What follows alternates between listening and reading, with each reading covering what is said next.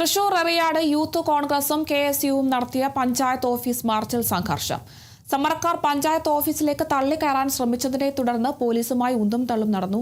എറിയാട് പഞ്ചായത്തിൽ രാസമാലിന്യം ഉപയോഗിച്ച് ഭൂമി നികത്തിയ സംഭവത്തിൽ പഞ്ചായത്ത് നടപടി സ്വീകരിക്കണമെന്നാവശ്യപ്പെട്ടായിരുന്നു സമരം.